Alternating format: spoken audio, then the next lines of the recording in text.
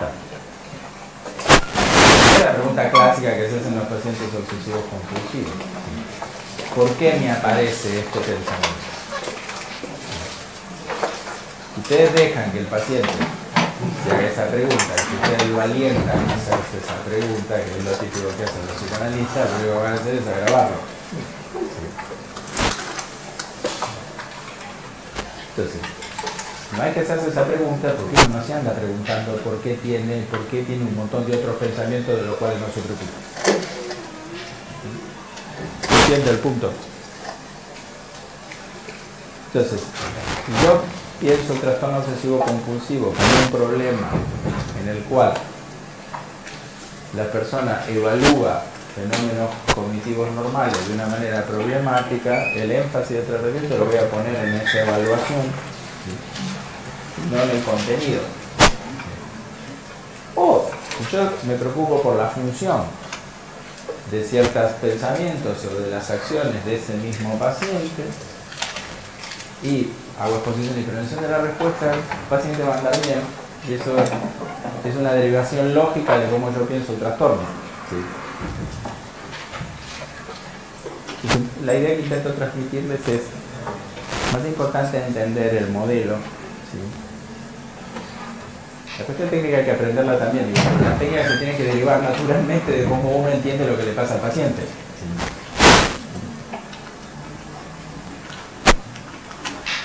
Bueno, acá hay una de las ideas básicas.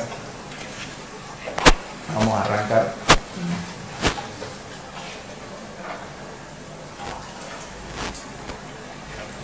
La terapia conductual, digamos, el primer punto de desarrollo que tiene es el tratamiento de los trastornos de ansiedad, y el conductismo británico tuvo un impacto bastante importante. Comentaba algo de la clase pasada. En realidad, la terapia conductual es una tecnología que se deriva de que a alguien se le ocurriera tomar las teorías conductuales sobre el aprendizaje, aplicarlas a la patología mental, pensando que en realidad eso que llamamos patología mental no serían enfermedades en el sentido médico, sino aprendizajes disfuncionales.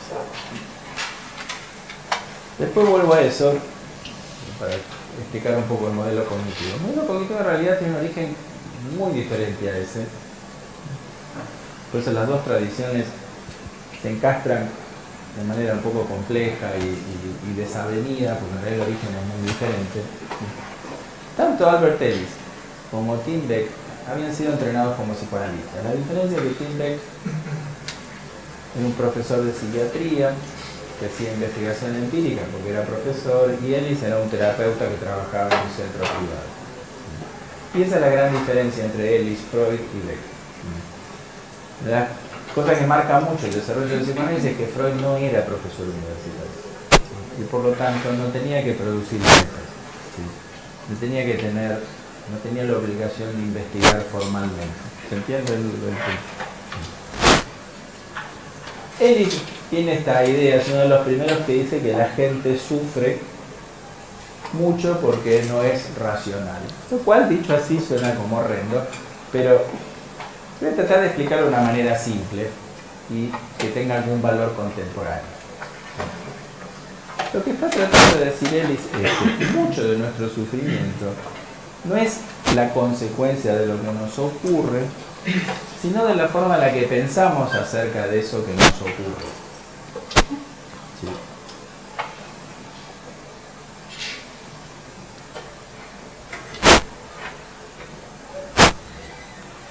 Entonces, una primera formulación de Ellis fue: bueno, si la gente piensa racionalmente, se ahorra mucho sufrimiento. Nadie hoy en día en el campo cognitivo sostiene la palabra racional, porque básicamente eso no es cierto, no es un problema de pensar racionalmente. Si bien es cierto que lo que llamamos pensamiento racional tiene una alta probabilidad de ser funcional, la cosa no pasa porque sea racional o irracional lo que la gente piensa. A ver, pensar que los aviones se pueden caer es una cosa muy racional porque los aviones se pueden caer. ¿Sí? El tema es que el problema no radica en eso, el problema es pensar que la probabilidad de que el avión se caiga es tan alta, ¿sí?, que subirse a un avión es una cosa suicida. ¿Sí? ¿Se entiende, digamos, el punto? Lo que piensan los pacientes es muy racional. El tema es que es enormemente exagerado. Pero bueno, lo primero que planteó Ellis fue que si uno quería entender en una situación cómo se comportaba una persona, había que aplicar un ABC donde A representaba el antecedente, si ustedes quieren, aquello que le ocurre a la persona, o el estímulo, si lo quieren llamar así.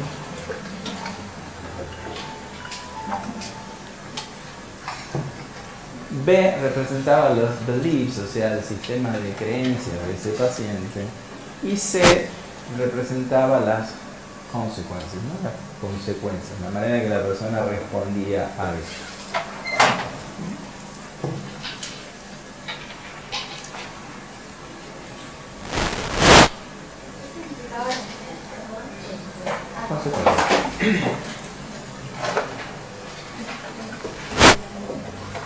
Un ejemplo clásico es una persona te invita a una fiesta, pero vos crees que sos una persona socialmente inepta, que no tenés ni por asomo el grado de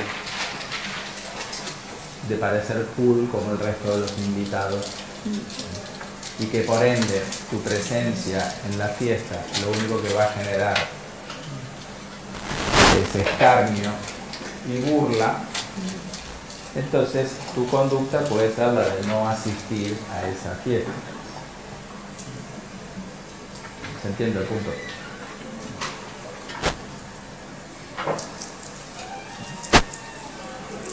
Entonces, lo que dice Ellis es que la forma en la que yo reacciono va a estar mediada por aquello que yo pienso sobre las circunstancias. Esa es la hipótesis de la mediación cognitiva.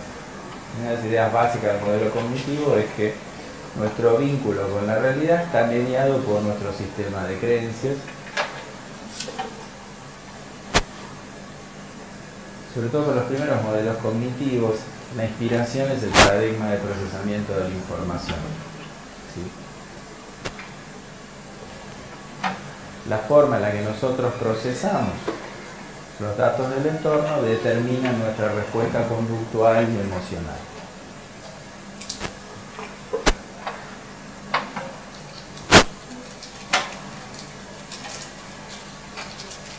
Como yo suelo decir, la explicación conductual es muy distinta. Lo que tiene bueno la terapia cognitivo-conductual es que los dos terapeutas, el que es recognitivo y el que es reconductual, le dicen al paciente que vaya a la fiesta y se deje de joder. En eso hay mucho consenso. Entonces, nosotros tenemos discusiones enormes acerca de quién tiene razón de por qué lo mandamos a la fiesta, pero es bastante parecido a lo que le decimos al paciente. Entonces, lo que está diciendo Ellis es que el sufrimiento no tiene que ver con que te inviten a una fiesta, sino con el hecho de que vos percibas eso como una circunstancia profundamente humillante y vos anticipes en tu mente una experiencia totalmente desagradable y entonces tu conducta evitativa esté orientada a ahorrarte eso. ¿Se entiende el punto? Pero el tipo no está sufriendo por lo que ocurre, sino porque aquello que teme que ocurra, y en su visión se está ahorrando un sufrimiento. Noten alguna cosa interesante, la conducta resultante va a tender a mantener la interpretación. Desde el punto de vista cognitivo, uno de los problemas que trae la evitación es que impide que el paciente entre en contacto con información correctiva. ¿Se entiende el punto? Un terapeuta conductual te diría que en realidad vos tenés que focalizarte en la función de la conducta y el foco, ahí cuál sería, cuál es la función que cumple el no ir a la fiesta, ¿sí? Evitar una emoción negativa y como la persona piensa que está evitando una emoción negativa, va a seguir el alivio a la evitación. Entonces, en un sentido, eso funciona, es que produce un cambio en la respuesta emocional. El único detalle es que produce un cambio en la respuesta emocional a costa de lo que el paciente realmente quiere hacer.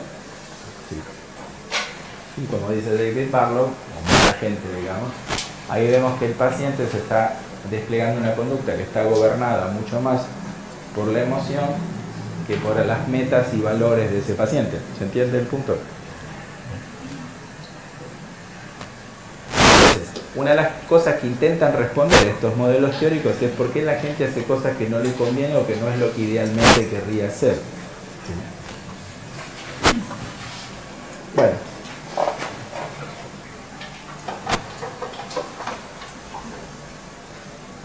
El sufrimiento del que habla Ellis en general tiene más que ver con emociones negativas que con consecuencias reales negativas. En general, los pacientes, como se dan cuenta en ese ejemplo, el paciente está reaccionando mucho más a ideas que a hechos. ¿Se entiende el punto?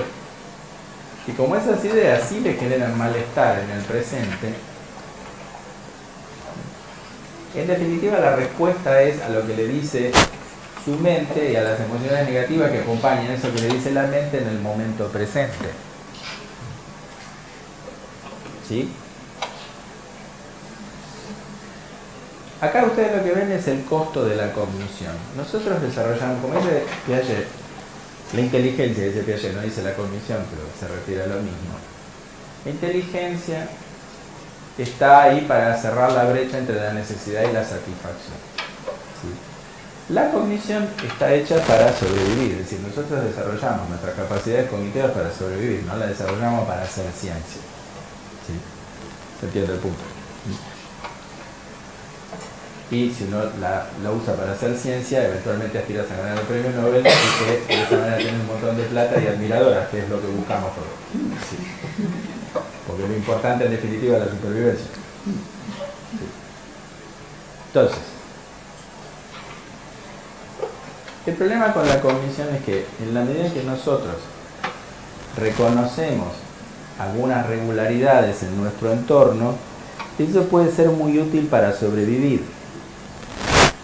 Pero eso tiene un costo, que es que vamos a perder cierta sensibilidad frente al entorno, porque una vez que tenemos una regla, la posibilidad de ver que el entorno ha cambiado se reduce un poquito. A veces un muchito. ¿Se entiende el punto?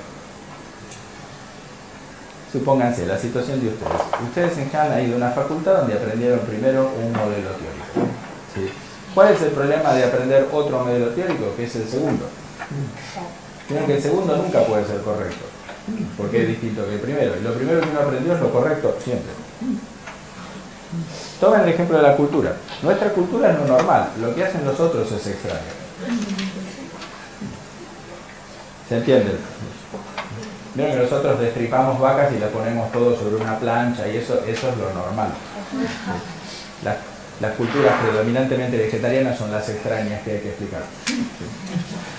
Entonces, nosotros desarrollamos nuestra cognición para entender la realidad.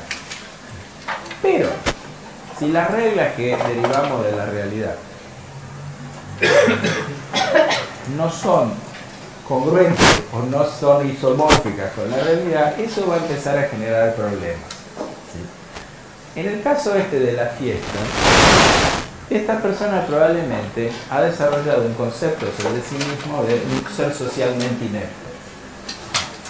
¿Se entiende el punto? Esa regla puede no ser una buena representación de lo que le pasa a esta persona.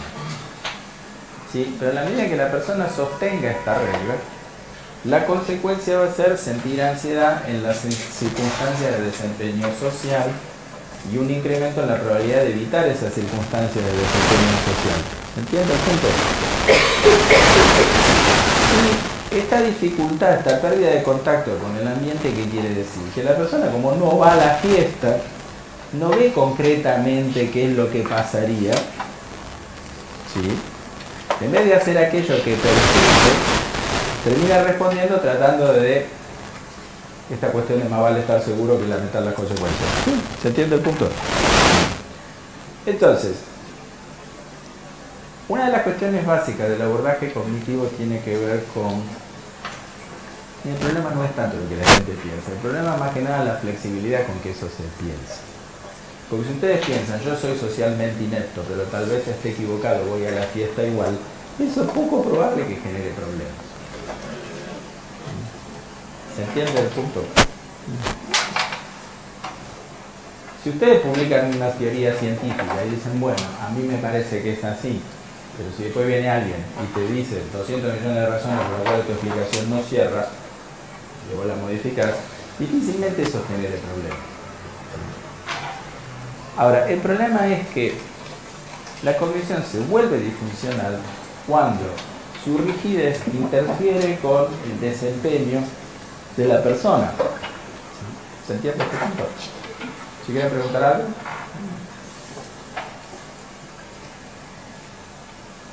Tomen el ejemplo de la gente que se deprime. La gente que se deprime piensa que nada de lo que haga va a hacer una diferencia y por lo tanto no hace nada. En la medida que no hace nada, efectivamente no hace nada diferente. Y muchas veces la rigidez cognitiva lleva a la profecía autocumplidora. ¿Se entiende el punto? Entonces, cuando Ellis decía racional, hoy en día nosotros deberíamos decir, bueno, primero que la gente sufre muchas veces por la forma en la que interpreta las situaciones de un modo muy inflexible, donde le da más importancia a lo que dice su mente que a lo que dice el contexto. O directamente no llega a averiguar qué es lo que dice el contexto. ¿Se entiende el punto?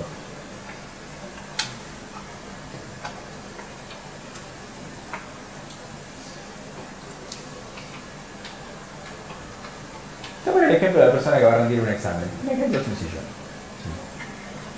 Las personas que van a rendir un examen normalmente piensan que pueden aprobar. Sí. La verdad es que no lo saben, pero imaginan que pueden aprobar. Y piensan que pueden aprobar porque han estudiado lo suficiente, porque piensan que el profesor va a tener una actitud ecuánime. Y están dispuestos a poner a prueba eso yendo al examen. Las personas que tienen ansiedad frente a los exámenes tienen esta sensación de que el examen es completamente incontrolable. Tienen la idea de que los exámenes van a ser circunstancias particularmente dolorosas, humillantes, penosas, desagradables.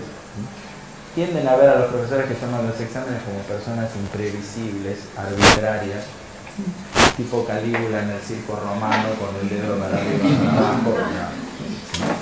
Si ustedes perciben la situación de examen de esa manera, la respuesta emocional que van a tener es aversiva y es bastante más probable que eviten el examen. Ahora,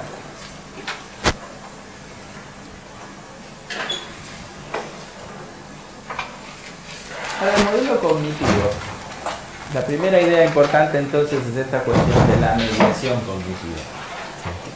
Yo quiero entender cómo una persona reaccionó frente a una situación, tengo que indagar cómo procesó esa situación. Punto clínico importante. Cuando ustedes hacen una conceptualización de caso desde un modelo cognitivo,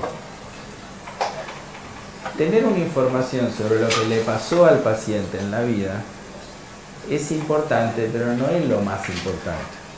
Lo más importante y que no es muy obvio es enterarse de qué significaron esos eventos para el paciente.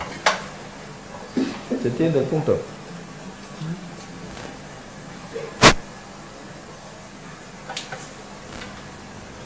¿Sí? Supónganse, yo tenía un paciente médico hace muchos años, bueno, que trabajaba en cirugía, persona muy talentosa, pero con unos niveles de ansiedad social muy altos. Entonces, el sueño de esta persona era ser James Bond. ¿Sí? Él pensaba que hacer bien las cosas implicaba hacerlas bien, pero además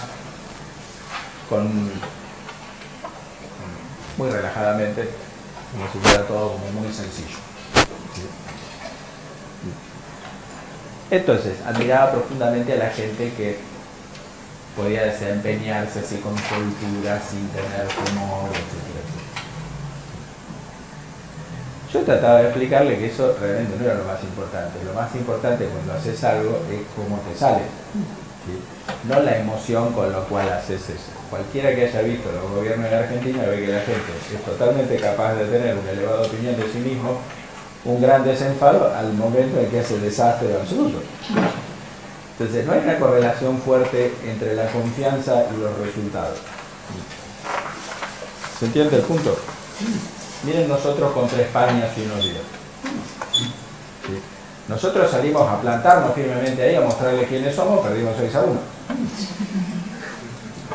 ¿Sí? Entonces, pero este paciente tenía esta idea fuerte. Entra en una cirugía, entra el cirujano principal y el tipo derrochaba confianza en sí mismo. Imagínense, el cirujano y argentino es como que no te queda espacio para la vida en tu vida. La cuestión es que el tipo empieza la intervención, ¿sí? Hace mal la maniobra, el paciente se pone negro porque pierde la ventilación, el paciente interviene, lo entuba y le salva la vida. Entonces yo decía, bueno, mi pregunta es, ¿y qué conclusión podemos sacar? Yo estaba muy contento, porque dije, bueno, esto claramente prueba mi punto. Y el paciente dice, y que si yo no hubiera tomado el ansiolítico a la mañana, quién sabe, por ahí el paciente se muere. En esos momentos hay una estrategia que es ustedes toman al paciente por el cuello, esa no es la conclusión que tienen que sacar. Entonces, ahí hay un ejemplo de inflexibilidad cognitiva. El paciente tiene una situación que parece casi diseñada para que cambie de idea, pero el paciente la vuelve a interpretar dentro de su propia lógica y sigue insistiendo con el control de la ansiedad a través del psicofármaco. ¿Se entiende el punto? ¿Tiene alguna pregunta sobre eso? Entonces, ¿qué es lo que vemos con este paciente? Que su propia pericia nunca produce impacto sobre su autoconcepto. Acaba de hacer algo difícil, lo ha hecho bien en una circunstancia complicada, y en vez de modificar el autoconcepto, piensa que tiene que seguir tomando medicación. ¿Se entiende el punto? Entonces, en realidad el blanco, cuando ustedes trabajan con la cognición, el problema no son los contenidos cognitivos, el problema es el grado de rigidez con el que son sostenidos esos contenidos cognitivos. Esto en sentido es como la ciencia. Los enunciados científicos no son científicos por el contenido, sino por la metodología con la que fueron generados. Y la actitud científica es la de sostenemos esto mientras los datos apoyen esto, porque los datos apoyen otra cosa, tenemos que abandonar esta teoría en favor de otra. ¿Se entiende el punto? Explico esto porque los modelos cognitivos de los 60 tenían mucho énfasis en el contenido cognitivo. Y hay 200 millones de razones por las cuales sabemos hoy en día que eso no es particularmente importante. Eso no quiere decir que las técnicas centradas en los contenidos cognitivos en algunos contextos no sirven. De hecho, son particularmente útiles cuando el paciente está equivocado. ¿Entiende el punto? Supóngase, en el trastorno del pánico, el paciente te dice que tiene unas sensaciones y piensa que esas sensaciones significan que va a tener un infarto. Como el paciente está muy equivocado, es bastante fácil cuestionar eso. Porque si el paciente se lo pone a cuestionar rápidamente, se va a dar cuenta que está equivocado. Se sigue esto, etc. Ahora, para no irnos demasiado lejos, ¿por qué sufre ese paciente? No sufre por las sensaciones, sufre por la interpretación que hace de la sensación. ¿Sí? ¿Se entiende el ejemplo? Esa interpretación que dice el modelo cognitivo, aparece el concepto de primacía cognitiva, que es lo que se discute desde la mirada conductual. La primacía cognitiva implica afirmar que el pensamiento, estoy teniendo un infarto, causa la respuesta emocional, ansiedad, y causa la respuesta conductual, voy al médico para que me trate el infarto. ¿Se entiende el punto? Los primeros modelos cognitivos entonces describían las cosas así.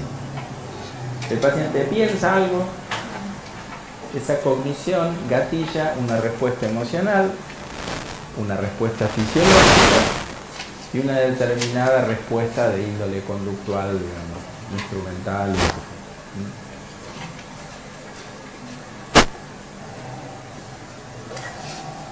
La realidad es que ese es un camino de doble vía. Por eso, en la representación del modelo beckiano, en realidad, hoy en día las flechas son de doble vía. Ahora vuelvo a eso. Pero la primera consecuencia del modelo cognitivo es, si las cogniciones dan lugar a las emociones y a las respuestas conductuales, entonces yo puedo actuar sobre la cognición y modificar los otros dos elementos. La realidad es que eso se da en causación recíproca. A ver, si yo induzco un estado de ánimo negativo, van a aparecer más pensamientos negativos. Supónganse. Una vez me reí. Había hecho una experiencia con un paciente.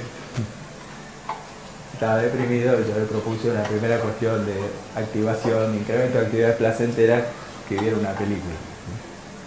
Se le pregunto cómo le fue. Oh, yo me sentí peor, le digo, ¿pero qué viste? Las alas del deseo de Wim Wenders, Berlín bombardeada. Y póngase, el cine, el teatro, la música, ¿por qué eso es arte? Bueno, porque si está bien hecho es un potente inductor de emociones. Vieron que si una película cómica está bien hecha, induce mucha alegría. Si la película de terror está bien hecha, induce un montón de miedo. Bueno, entonces, ¿a qué me refiero con esto? En realidad, el primer modelo cognitivo te decía, el paciente piensa, ergo siente algo congruente con eso, piensa y actúa de modo recíproco. Ahora, la realidad es que si yo cambio la conducta del paciente, voy a cambiar su cognición o sus emociones, y si modifico las emociones, cosa que es más complicado de hacer, pero lo puedo hacer con un experimento de inducción emocional, voy a cambiar las cogniciones y la conducta. Fíjense que desde este planteo, cualquier intervención que sea experiencial, cognitiva y conductual va a producir un cambio en el sistema. Entonces, desde este planteo ustedes pueden entender que a pesar de que exista el debate sobre la primacía cognitiva, el concepto de lo que hay que hacer es muy similar. Por eso es que las intervenciones, si están fundamentadas conductualmente o si están fundamentadas cognitivamente, no tienen tanta diferencia. Pueden tener diferencia en algunos puntos importantes, pero en general no tienen tanta diferencia. ¿Se entiende el punto? Esta representación lo que plantea es algo sencillo, que es, en nuestra infancia nosotros vamos desarrollando nuestra cognición, tanto desarrollamos las capacidades cognitivas como vamos teorizando acerca de cómo funciona la realidad. En la medida en que esa organización de la información, que se refleja en algo que técnicamente se llama esquema, sea más o menos isomórfica con la realidad, eso va a funcionar bien. ¿Sí? Supónganse, Waze o Google Maps, si nosotros le preguntamos cómo llegar a un lugar, nos pone un mapita y hay una voz que con acento extranjero nos dice qué tenemos que ir haciendo. Esto normalmente funciona bien, pero vieron que hace poco Waze en Río de Janeiro le dijo a una mujer que se metiera por la mitad de una favela porque era el camino más corto y la mataron en una balacera entre dos grupos de narcotraficantes. Ese es un problema. ¿Sí? Ahí tienen una regla que es incompleta. Ese es el problema de decirle a Waze cómo llego más rápido en vez de decirle cómo llego vivo. Entonces ahí tienen un lindo ejemplo, porque la información de Waze es correcta, pero ustedes no le formularon la pregunta correcta. ¿Sí? Entonces, estos esquemas u unidades de procesamiento de la información pueden resultar funcionales o disfuncionales, pero no son intrínsecamente disfuncionales. Van a ser funcionales en la medida en que el entorno en el cual se desarrollaron se mantenga más o menos estable. Parte del problema de nuestra vida contemporánea es que nosotros no vivimos en la ecología de nuestros antepasados. Nuestro mundo es bastante más cambiante que el mundo del ambiente de hace 50.000 años. ¿Se entiende el punto? Entonces, nuestras reglas pueden haber sido históricamente ciertas, pero resultar anacrónicas. ¿Sí? Entonces, algo puede resultar disfuncional, no porque sea falso, sino porque el contexto ha cambiado y entonces esa regla no aplica. Ahora, ¿qué pasa con los seres humanos? Una vez que nosotros tenemos una regla, peor para la realidad si cambia. ¿Se entiende el punto?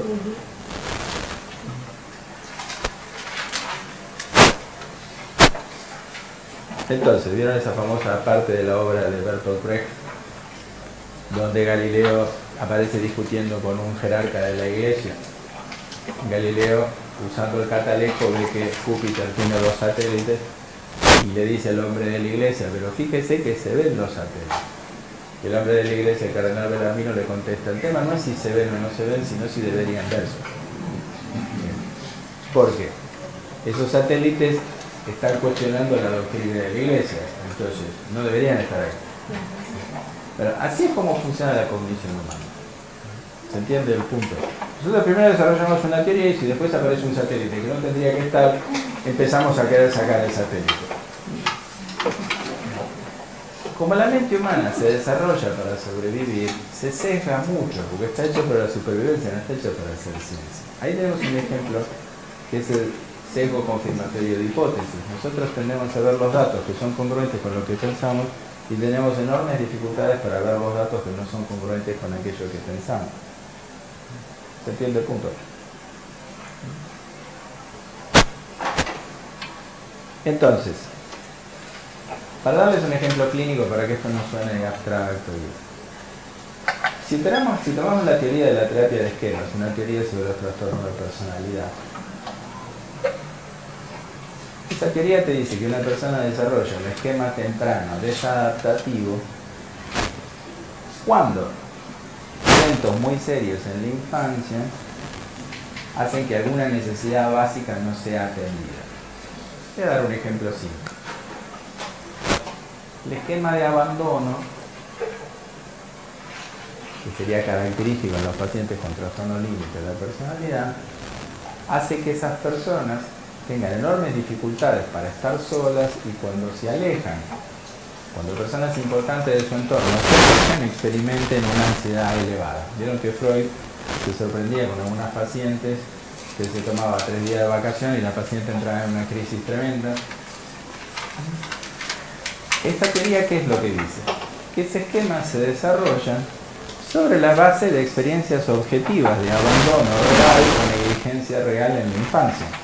Por ejemplo, es muy común que las personas con trastornos límite hayan sido dadas en adopción.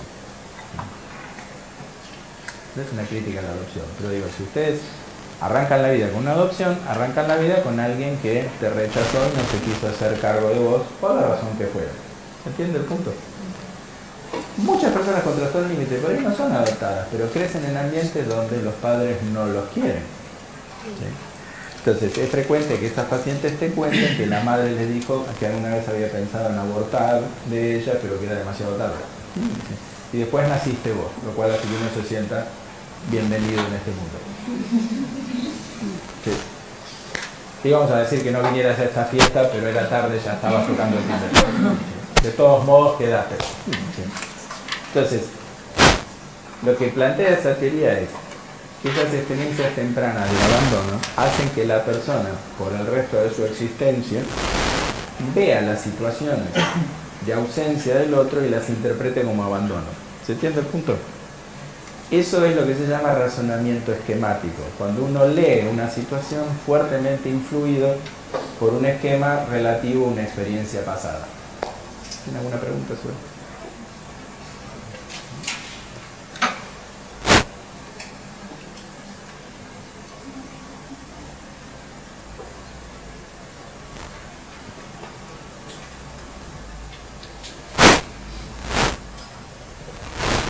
Entonces,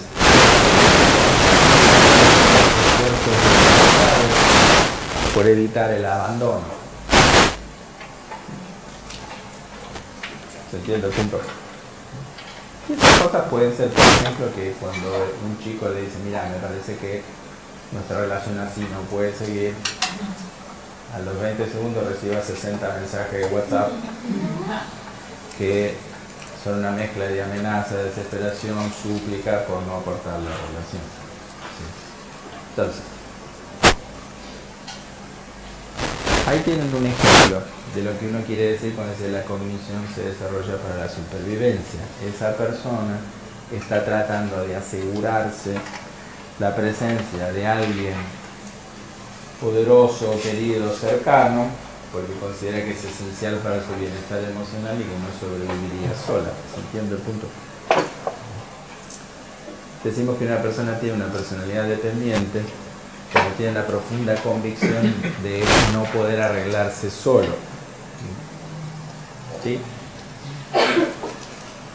Ahora, como ustedes se dan cuenta, pensar que uno no se puede arreglar solo no es un problema en sí mismo. ¿Sí? Porque eso puede ser contextualmente cierto, puede ser cierto en algunos contextos. ¿Sí? ¿Se entiende el punto? Yo sin embargo el otro día llamé al plomero porque cambiaron un caño y no me sentí particularmente dependiente. ¿Sí? Yo tengo un amigo que me insiste todo el tiempo en por qué no lo hago yo. Bueno, una razón por no lo hago yo es porque hay alguien que lo hace bien. Como yo soy perfeccionista, prefiero que eso esté bien hecho y no ensuciarme y no contemplar cuán mal puedo hacer algo. ¿Sí? Ahora, eso no me convierte en dependiente de personalidad, sino más bien en una persona que es consciente de la necesidad de mantener la economía moviéndose o tratando servicios y generando empleo. No como mis amigos que son completamente insensibles a la tasa de desempleo de este país. ¿Se entiende, digamos, el punto? El problema no es que uno piense, no puedo solo. El problema es cuando eso se vuelve una cosa muy genérica como muy inflexible. Entonces, si bien la anécdota que se conoce sobre las intervenciones cognitivas tiene que ver con el cuestionamiento del contenido, es bastante discutible que el cuestionamiento del contenido cognitivo sea la estrategia más importante. He hecho bastantes razones para pensar que se puede usar, pero no es la estrategia más importante. ¿Se entiende el punto? ¿Qué es lo que necesitaríamos? Necesitaríamos que una persona pueda pensar de un modo más flexible.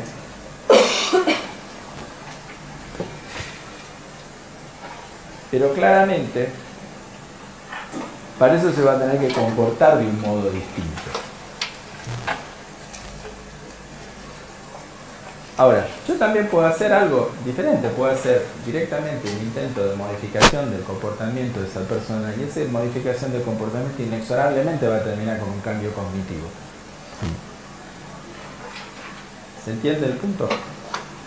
Si está bien diseñado, si está bien hecho, tiene una alta probabilidad de generar cambio cognitivo. Entonces, ustedes pueden tener énfasis en si abordan algo cognitivamente o si lo abordan conductualmente. Y en realidad llamar a una técnica conductual o llamarla cognitiva en realidad es una idea un poco equivocada. Porque en definitiva las técnicas siempre van a impactar sobre la cognición, la conducta. En general cuando se las llama conductuales tiene que ver con si se quiere poner el énfasis en que uno va a intentar modificar el comportamiento o porque vienen de la tradición conductual. Lo mismo con las técnicas cognitivas, muchas veces se las llama así porque vienen de la tradición cognitiva, no porque no involucren conducta. ¿Sí? Y de hecho, cualquier conductista la definiría como por ahí conducta encubierta, pero en definitiva el paciente está cambiando la conducta. ¿Sí? Entonces, un punto importante es, no existen técnicas cognitivas, conductuales y eso, pero en los libros se las suele clasificar así por una cuestión de tradición. ¿Sí? Es imposible que una estrategia no toque los otros sistemas por la cuestión de la causación recíproca. ¿Sí? Tomar ese silencio como una aprobación. ¿Sí? Una de las ideas básicas de este modelo es entonces que hay una interdependencia entre la cognición, la emoción y la conducta. ¿Qué quiere decir eso? Bueno, Es muy frecuente que en el consultorio los pacientes se digan que sienten temor, que sienten nervios, que sienten ansiedad. Entonces uno pregunta, bueno, ¿cuál es la amenaza? Entonces te dicen, bueno, no sé si hay una amenaza, yo siento ansiedad. Y uno trata de explicarle que nadie siente ansiedad si no percibe una amenaza. Tal vez no tengo una idea clara de cuál es la amenaza que percibe, pero no existe esto de veo que mi futuro es venturoso y experimento una elevada ansiedad. ¿Se entiende el punto? Entonces, una de las cosas que permite este modelo es inferir cómo está siendo procesada una situación mirando la respuesta conductual o mirando la respuesta emocional. ¿Sí? Si el paciente experimenta miedo o ansiedad, está percibiendo alguna amenaza. Si es miedo, probablemente una amenaza presente, y si es ansiedad, probablemente una amenaza en algún futuro más o menos distante o más o menos próximo.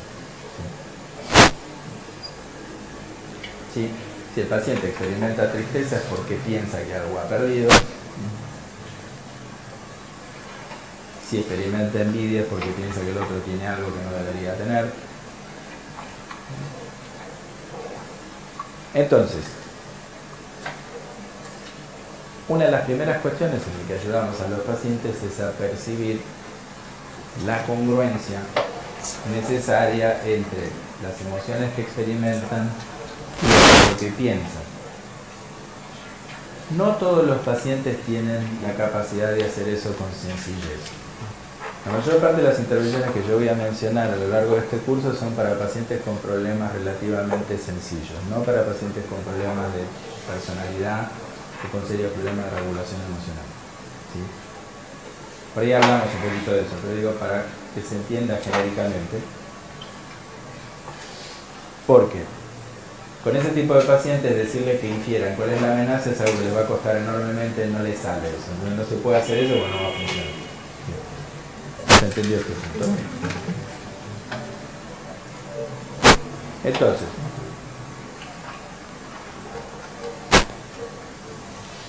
uno de los primeros elementos en la presentación del modelo cognitivo es este: explicar a los pacientes que dado que hay una congruencia entre cognición y emoción, y dado que las experiencias emocionales son más duraderas y la gente tiene en general una percatación mucho mayor de cómo que experimenta emocionalmente que aquello que piensa, en la terapia beckiana tradicional se le pide al paciente que preste atención a los picos de sus emociones problemáticas o negativas o que no le gustan,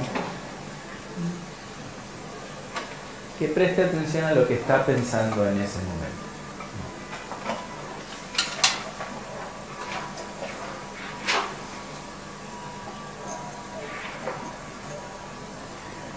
Entonces, la respuesta emocional nos permite a nosotros inferir qué es lo que está pensando el paciente. Pero el paciente muchas veces te lo dice directamente y no hay que inferir nada. Entonces, lo único que mostramos es la congruencia entre lo que piensan y la respuesta emocional y cómo obran. La terapia cognitiva clásica lo que hace es llamarle la atención al paciente sobre esa interpretación e invitar al paciente a reflexionar sobre si esa interpretación es la que mejor se ajusta a los datos o sobre si existen interpretaciones alternativas de las circunstancias. ¿Se entiende el punto?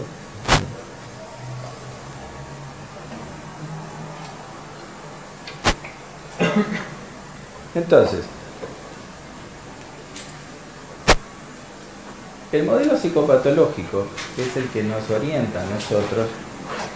Si uno va a usar un modelo psicopatológico cognitivo, el modelo te va a orientar hacia qué tipo de interpretaciones son características de esos pacientes y por lo tanto te va a orientar hacia qué tipo de interpretación tenés que buscar en ese paciente o es probable que encuentres en tu paciente. Sí. Pónganse.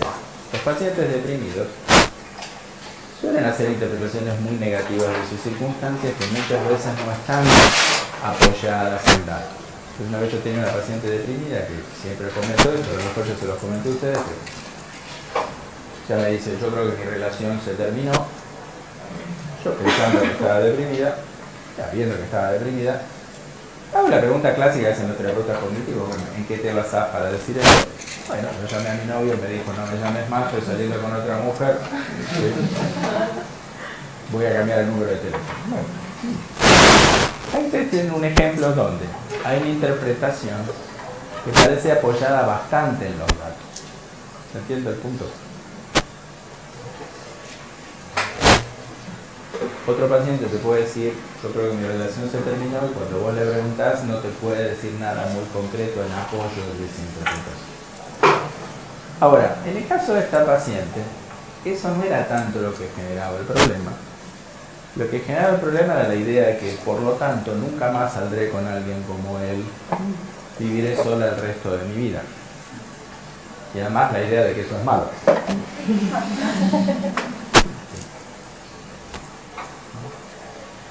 Entonces ahí tienen varias cosas. Primero, que una vida donde uno no está casado es una vida de infelicidad terrible.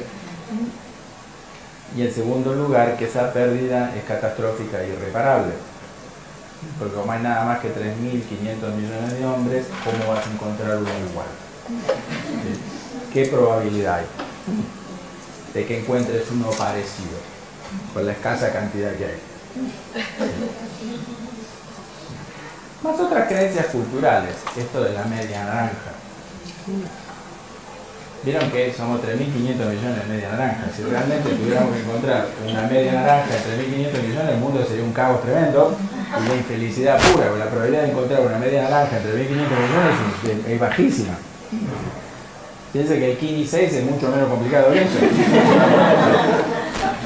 Bueno, entonces, acá aparece lo que dice Ellis. Esta chica sufre en parte por la ruptura de la relación, que claramente es un evento negativo, pero parte de su sufrimiento está asociado con esta idea de que jamás va a experimentar niveles de felicidad comparables a futuro. O como decía una amiga de mi mamá, que yo no puedo evitar citar, cuando se había peleado con un novio: ay, Eugenia, temo morir sin conocer las mieles del amor. Era ligeramente histriónica la amiga de mi madre, como se da cuenta.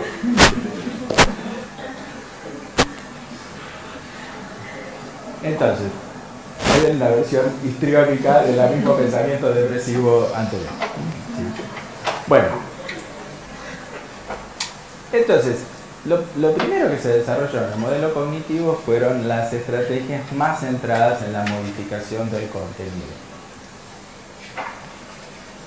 Es que la terapia conductual no trabaja con los pensamientos, lo que pasa es que la terapia conductual trabaja con los pensamientos preocupándose más por su función que por el contenido. Ahora, eso no significa que las estrategias no puedan parecerse en algunos aspectos. ¿Qué quiere decir cuestionar contenido? Bueno, una primera técnica en la terapia beckiana es pedirle al paciente que te diga cuáles son los datos en los que se basa para sostener el pensamiento que tiene.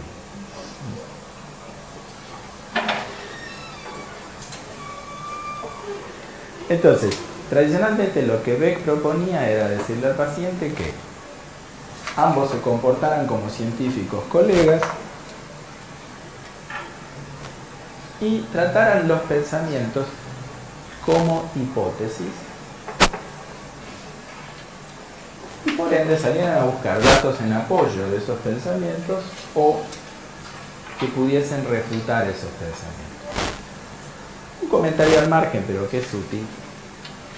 Mucha gente cree que en realidad el paso más terapéutico, más potente en eso, es la parte en la cual el paciente acepta ver ese pensamiento como una hipótesis, no la recolección de datos. ¿Se entiende el punto? Porque ahí se modifica la relación con el pensamiento y después no es tan importante lo que pase a posteriori. ¿Se entiende la cuestión? Miren, no es un problema que la facultad tenga una orientación teórica. Está llena de buenas universidades en el mundo que desarrollan una psicología con una determinada orientación. El problema es la forma doctrinaria, religiosa y rígida en que se sostiene eso. ¿Se entiende el punto? Bueno, lo mismo pasa con la cognición problemático. Beck dice la cognición patológica se caracteriza por ser disfuncional, rígida. Cuando decimos disfuncional se refiere a que interfiere con aquello que el paciente quiere para su vida, no con la sociedad ni nada por el estilo. Es decir, al paciente le complica la existencia. Es rígida, o sea, no cambia con facilidad. Es tomada casi como un artículo de fe, como algo que resulta evidente y que no hay que demostrar. Y dice además de que es idiosincrásica. Esto es, tiende a no ser compartida por la comunidad. Vieron que si uno piensa, soy un idiota y todo el resto de la gente te dice, tenés razón, no tenés ansiedad social. Sos un idiota. Se entiende el punto.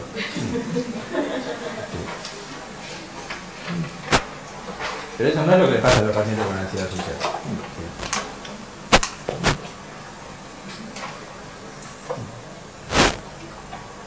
Se entiende la cuestión.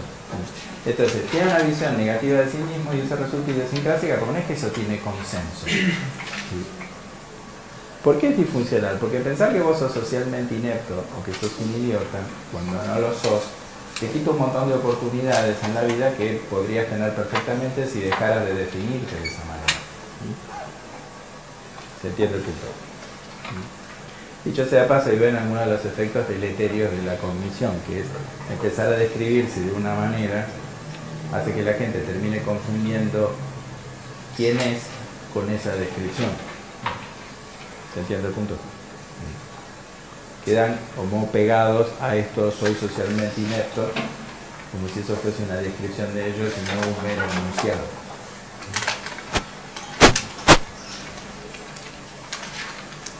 Bueno, en esta intervención, característicamente beckiana, lo que Beck está diciendo es, si el paciente reflexiona sobre sus pensamientos, el paciente observe todos los datos que uno puede aducir en contra de la tesis sostenida por ese pensamiento, va a pasar algo que se llama disonancia cognitiva.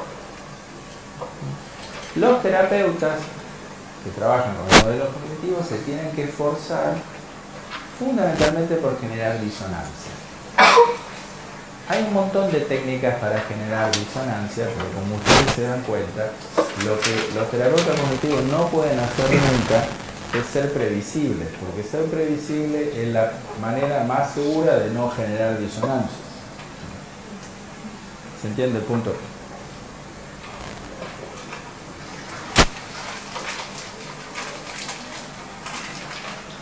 Entonces,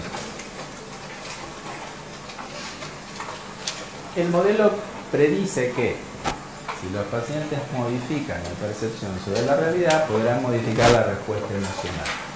Pero para que eso pase, el terapeuta deberá generar disonancia.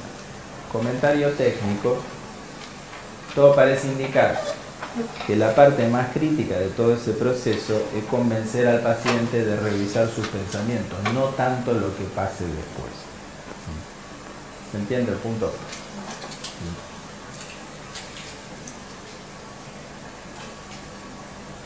Entonces, la terapia cognitiva no consiste en decirle al otro que está equivocado, como ponía alguien una vez en Facebook.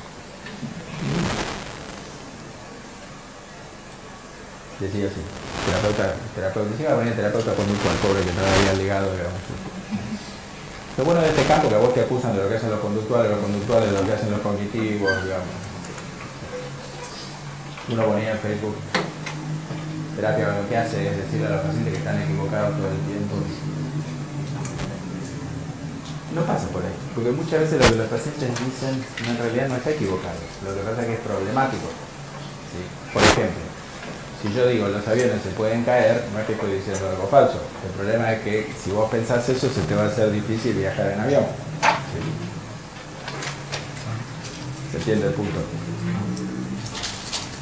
Hoy me fui a dar la vacuna para la fiebre amarilla y me hablaba con una pobre mujer que tenía una nieta en Brasil. Su hijo y la esposa se negaban a vacunar a la niña. Dice, no, porque cada vez que hablamos de la vacuna, me hablan de los laboratorios, y el capitalismo, etcétera, etcétera. Yo le digo, y a la hora de viajar a Argentina, ¿cómo hacen? ¿Suben un avión que también es producto del capitalismo tardío? ¿O se suben una goleta con una balsa con... Bueno, entonces, no necesariamente lo que los pacientes piensan es falso y la cosa no pasa por ahí. Más bien tiene que ver con el grado de rigidez con el que se sostiene el pensamiento, y uno de los problemas básicos en la psicopatología es la tendencia de los pacientes a confundir la realidad con los pensamientos. Estamos tan acostumbrados a relacionarnos con la realidad a través de los pensamientos que con mucha facilidad terminamos confundiendo la realidad con los pensamientos. Hoy dando clases contaba el ejemplo de una chica hace un montón de años que me decía: profesor, ¿cómo puede usted decir eso si el inconsciente se ve?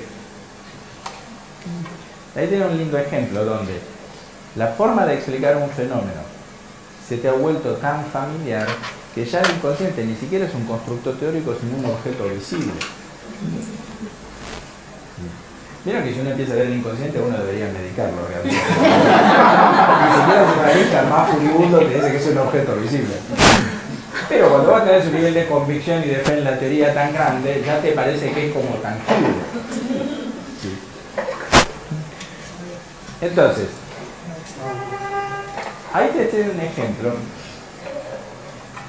del precio que pagamos por la cognición, que es el riesgo de caer en esto de tratar los pensamientos como si fueran realidades.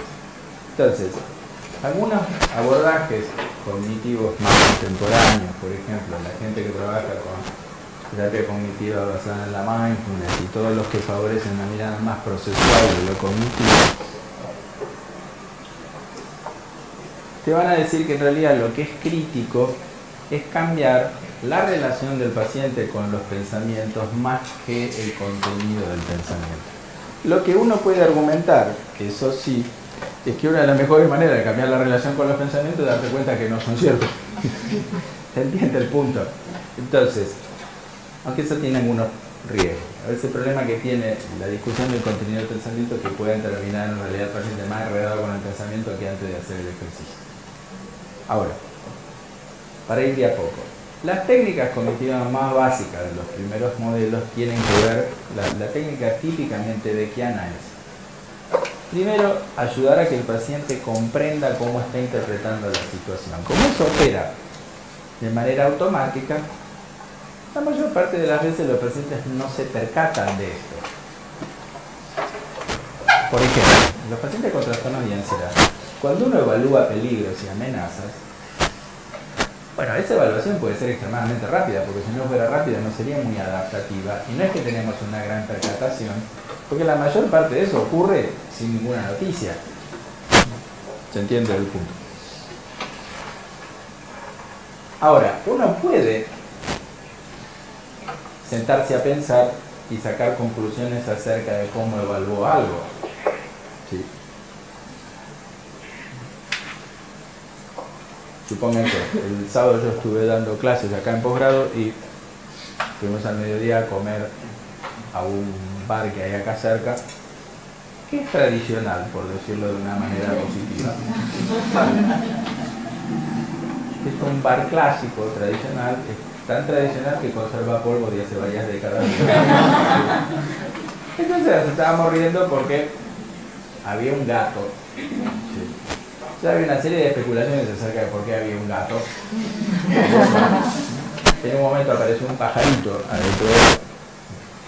Y en un momento yo sentí un animal que pasaba junto a mi pierna y claro, concentrado como estábamos en la potencial presencia de roedores, yo no pensé que era un gato.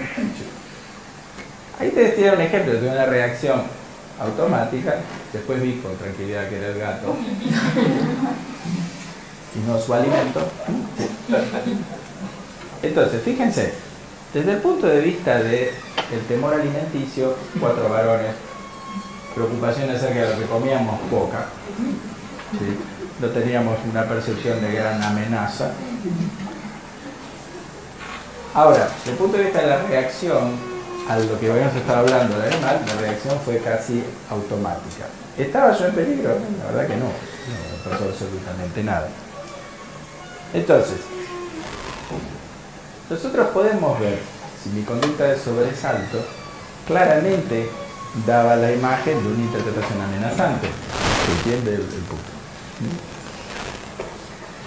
Entonces, la estrategia beckiana básica es ayudar al paciente a entender cómo su respuesta emocional y su respuesta conductual son congruentes con determinado proceso, digamos, interpretación de la realidad.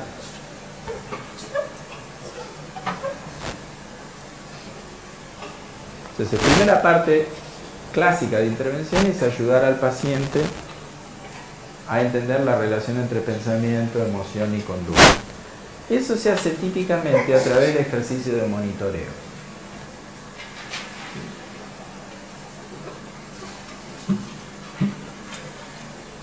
En los tratamientos no intentamos cambiar nada al principio, simplemente tratamos de entender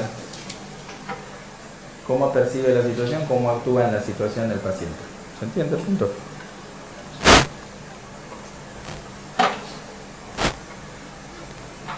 Para eso le damos ejercicio de monitoreo. El monitoreo puede ser de la conducta. Supónganse, cuando una persona está deprimida, un ejercicio interesante es decirle al paciente que llene una planilla con lo que hace durante toda la semana, tomando bloques de a 2 horas. Cuanto más grave sea el cuadro, más probable es que ustedes encuentren muchos espacios vacíos en esa agenda. Eso es un monitoreo de conducta y nos da una idea bastante clara de cuántas de esas cosas que el paciente hace por semana pueden tener un impacto benéfico sobre su estado de ánimo. ¿Se entiende el punto? Tal vez un ejemplo más simpático. Para que se entienda el punto. Esto no es un ejercicio de monitoreo para que entiendan la idea. Hace poco estaba atendiendo a una mujer muy inteligente de 30 y tantos que se había separado. Muy inteligente, pero con un gusto para los hombres problemático. Se había separado y estaba protestando la cosa clásica. Los hombres salen con mujeres más jóvenes. La queja típica. Yo por supuesto les decía, por suerte ustedes son completamente insensibles al estatus social. O sea que si el tipo es famoso, es importante, es poderoso, usted es lo mismo que si fuera cadete de empresa. No. Pero bueno, ese no era el punto importante. Ella le decía, bueno, no conozco hombres, pues los hombres buscan mujeres más jóvenes, etc. Yo le decía, bueno, pero ¿no pensás que tal vez haya algo en lo que vos hacés que es parte del problema? No veo que pensa un poquito. Entonces, como no pescaba el ejemplo, yo le decía, bueno, a ver, vos trabajás, ¿sí? Trabajás un montón de horas. Sí. Claro. ¿Y qué haces? ¿A qué te dedicas? Ginecóloga. Digo, ¿vos no pensás que eso puede tener que ver con el hecho de que no conozcas tantos hombres? Es un sencillo ejercicio de monitoreo. Sí. A ver, trabajás 10 horas por día. Sos ginecóloga. ¿Cuántos hombres elegibles ves por semana? Poquitos. Entonces, tal vez esto no tiene que ver con la malsana tendencia de los hombres a elegir mujeres jóvenes y atractivas, que no deberíamos hacer eso de ninguna manera. ¿Por qué hacer eso? Ustedes tienen ejemplo clásico de lo que uno podría pedirle como ejercicio de monitoreo. Bueno, decime con el trabajo que tenés, ¿cuántos tipos con los que te podrías casar o salir te cruzas durante la semana?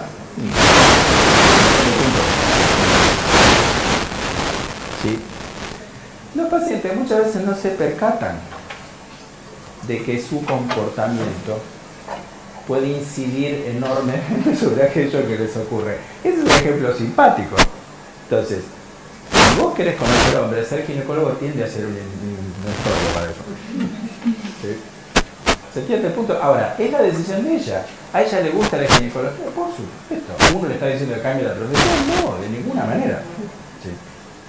Claramente yo no la atendí por depresión, está muy contenta con su trabajo. Lo que ocurre es que para el otro objetivo, ¿sí?, ese contexto no es una gran cosa.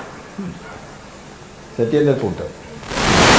Ahora, ese no fue un ejercicio de monitoreo, pero yo lo podría haber planteado como un ejercicio de monitoreo. Registrar durante toda la semana cuántas veces te encontrás con un hombre con las características que vos querrías encontrar. ¿Sí? Oh, ¿qué puede estar interfiriendo en esto? ¿Sí? Supónganse que ustedes adoran los hombres que hablan suajili. ¿Por qué no? No son sensibles al acento. Más chances son de Egipto. Sí. ¿Se entiende, digamos, el punto? Entonces, el monitoreo conductual sirve, por ejemplo, para ver cosas muy básicas. Si algunas de las conductas elegidas o valoradas por los pacientes pueden representar algún tipo de interferencia para otra cosa que quieren hacer. ¿Se entiende el punto? Entonces, por ejemplo, siendo psicólogo clínico es muy difícil ir a vernissage. Porque los vernissage son siempre a las 7 y nosotros tenemos horario central. Nosotros nunca estamos libres a las 7. Que todo el mundo quiere venir a las 7. Entonces, a lo que voy es, primero, cuando ustedes hacen un monitoreo de conducta, se pueden encontrar con cosas que los pacientes saben pero no saben. Es decir, cosas sobre las que no han reparado. ¿Sí? Por ejemplo, cuando ustedes se piden un monitoreo de comportamiento de una persona deprimida, es muy habitual que ustedes vean que el porcentaje de cosas que está haciendo que pueden tener un impacto positivo sobre el ánimo es mínimo. ¿Se entiende este punto? De todos modos, los pacientes pretenden tener el mismo ánimo de siempre. ¿Sí? Entonces, si una persona quiere bajar de peso y no baja de peso, tiene sobrepeso, tiene obesidad, una de las cosas que les pedimos es que hagan un monitoreo de lo que comen y que traten de declarar todo. ¿Sí? Entonces, primero, una de las cosas que hace el monitoreo es mayor percatación de la conducta. Una de las cosas que le pasa a la gente obesa es que tiende a engullir en vez de comer con conciencia plena y puede tener baja percatación de lo que realmente come. Entonces, una técnica muy básica de estos modelos es el monitoreo. Yo le estoy dando monitoreos de conducta, pero también le podemos pedir a los pacientes que monitoreen su cognición, prestando particular atención a lo que piensan en los momentos en los que aparecen o las conductas problemáticas o las emociones que consideran problemáticas. Las emociones son las emociones, no son muchas problemáticas, pero bueno, han de explicarles sobre eso. ¿Se entiende el punto? Entonces, antes de hacer cualquier cosa de intervención, cuestionamiento, etcétera, etcétera, que tiende a ser como lo más conocido de la terapia cognitiva y probablemente no sea lo más importante, lo primero y más básico es que los pacientes empiecen a prestar atención a lo que hacen, a las experiencias fisiológicas y emocionales y a lo que piensan. Normalmente de la experiencia emocional tienen más noticia porque les molesta y porque es más perdurable. ¿Se entiende el punto? En general, de la cognición, los pacientes tienen una idea mucho menos clara, porque eso tiende a ser telegráfico, tiende a durar muy poquito.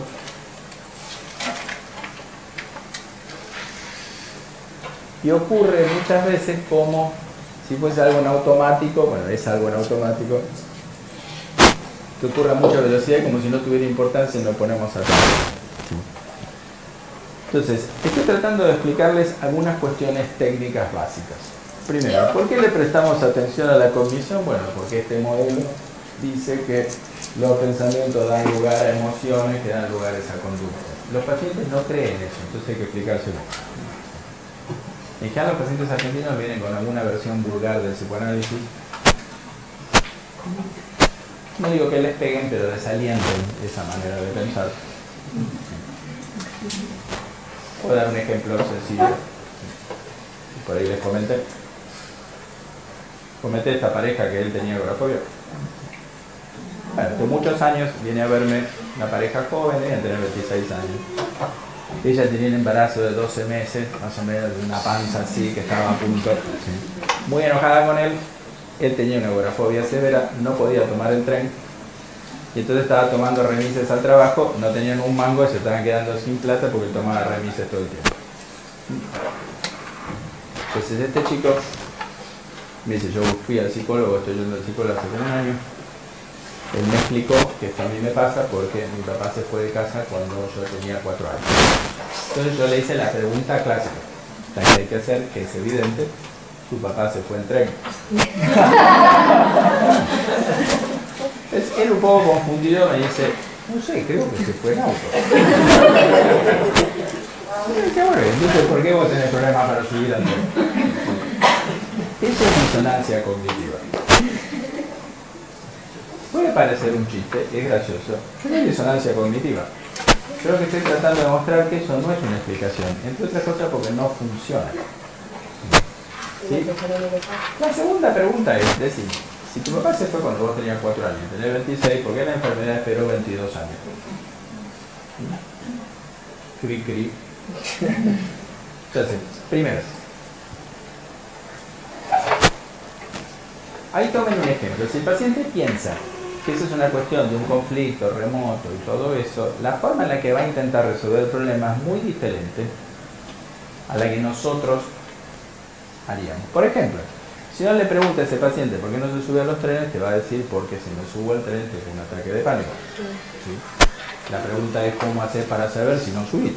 Entonces lo que te van a decir es, pero yo subí un par de veces y tuve un ataque de pánico. Entonces uno le contesta, yo cambié un peso por $1 durante 11 años, trata de hacerlo ahora. Mira que los pacientes consideran que si algo pasó 2 veces, eso es una prueba rotunda de que va a continuar pasando por el resto de la vida. Sí.